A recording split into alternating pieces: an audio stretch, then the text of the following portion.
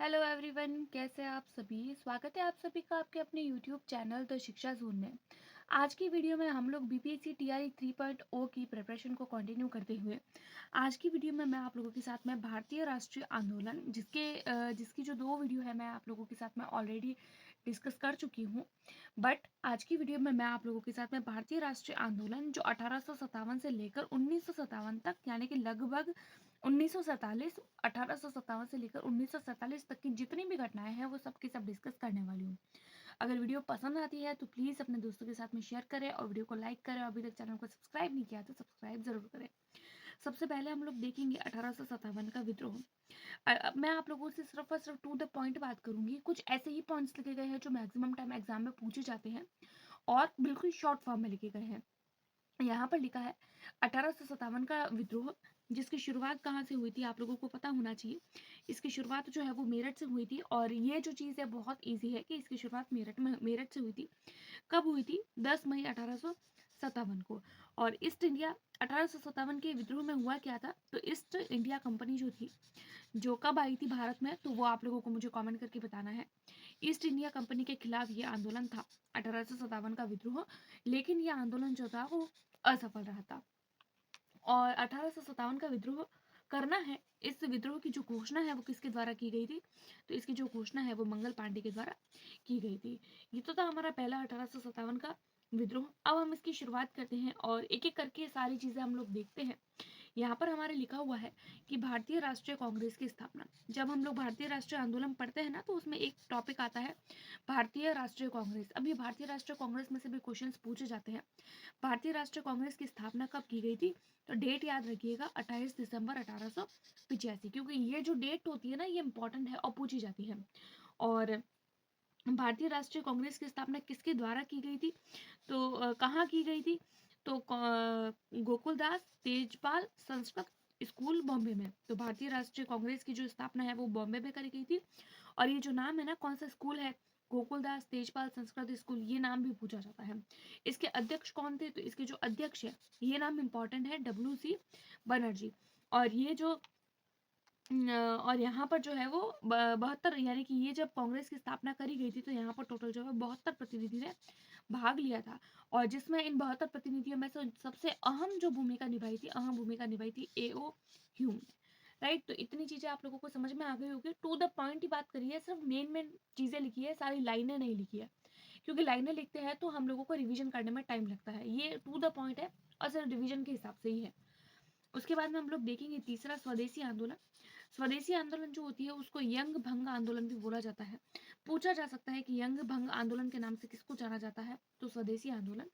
स्वदेशी आंदोलन हुआ कब था, तो स्वदेशी आंदोलन जो है वो 7 अगस्त 1905 को हुआ था। इसकी शुरुआत क्यों हुई, तो इसकी शुरुआत जो है वो लॉर्ड कर्जन द्वारा की गई। नाम याद रखिएगा, स्वदेशी आंदोलन की शुरुआत किसके द्वारा की गई, तो लॉर्ड कर्जन द्वारा। क्यों करी गई, तो बंगाल का जो है वो विभाजन होना था, बंगाल का विभाजन करने के विरोध में, यानी कि बंगाल का जो है विभाजन होने जा रहा था। बट लॉर्ड कर्जन जो थे वो नहीं चाह रहे थे कि बंगाल का विभाजन हो, तो उसका विद्रोह करने के लिए जो है वो स्वदेशी आंदोलन चलाया गया। और विभाजन का विरोधी आंदोलन जो था वो उसके एक तो थे लॉर्ड कर्जन जिन्होंने शुरुआत करी, और कौन कौन थे जो इसमें कनेक्टेड थे, इनके साथ थे, तो उनके कुछ नाम है, 4 नाम आप लोग याद रखिएगा।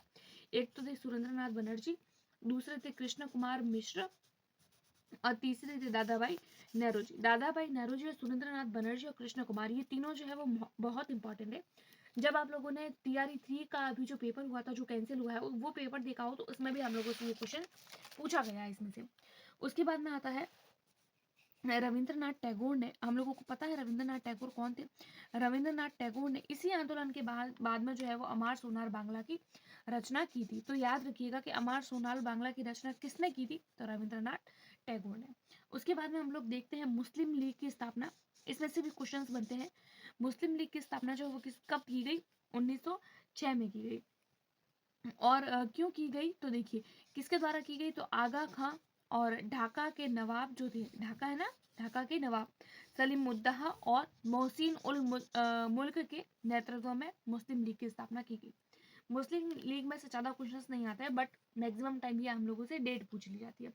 उसके बाद में हम लोग देखेंगे गद्दर आंदोलन। कब हुआ गद्दर आंदोलन, तो 1913 को हुआ। ये गद्दर जो शब्द है ना, गद्दर आंदोलन, इसमें से भी क्वेश्चन आया हुआ है टीआरई 3 में। गद्दर आंदोलन कब हुआ? 1913 में।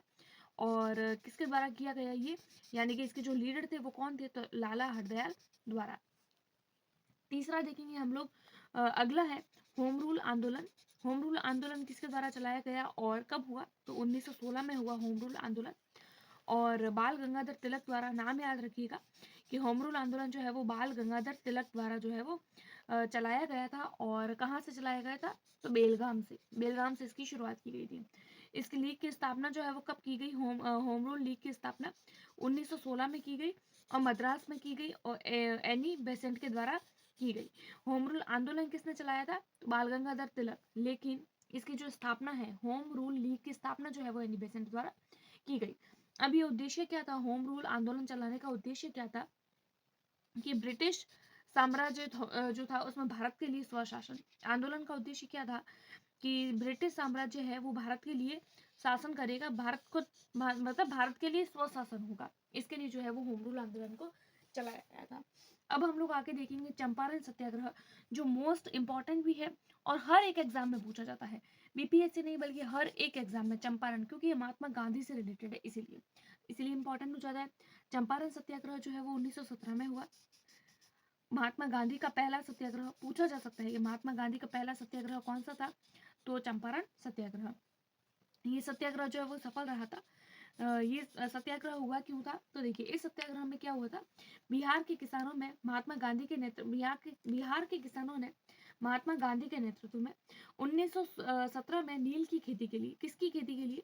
नील की खेती के लिए लगाई गई शर्तों के विरोध में अंग्रेजों के खिलाफ आंदोलन किया था। उसी को जो है वो चंपारण सत्याग्रह बोला जाता है।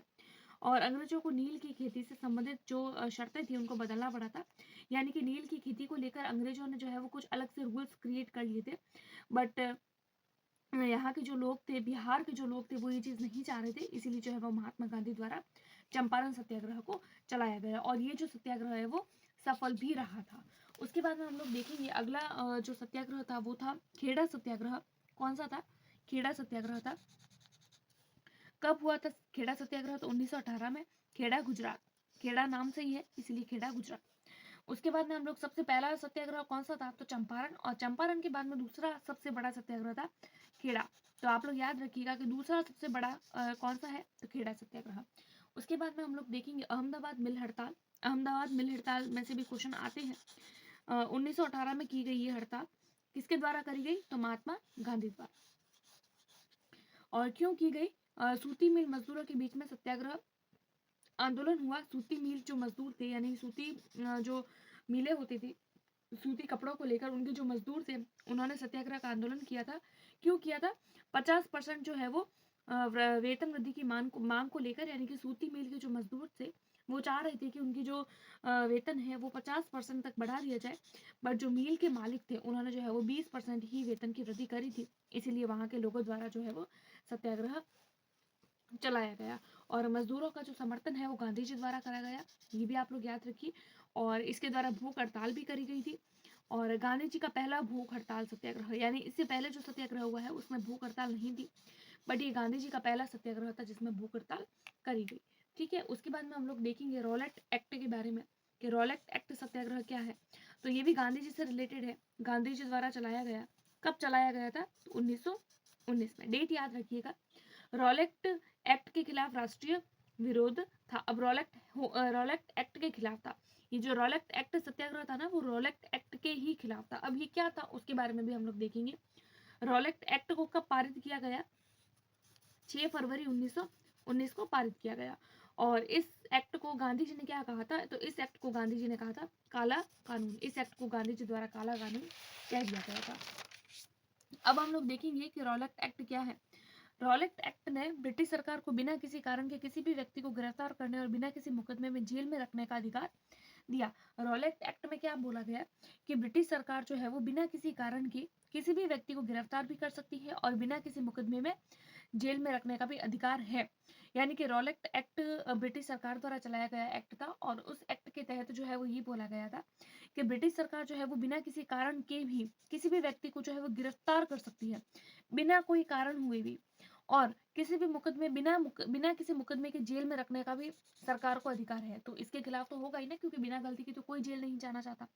उसके बाद में हम लोग देखते हैं खिलाफत आंदोलन। खिलाफत आंदोलन कब चला गया? तो 1920 को। इसका नेतृत्व किसके द्वारा किया गया? तो शौकत अली और मोहम्मद अली द्वारा किया गया। खिलाफत आंदोलन जो है वो उसका नेतृत्व, और इसका उद्देश्य क्या था खिलाफत आंदोलन का?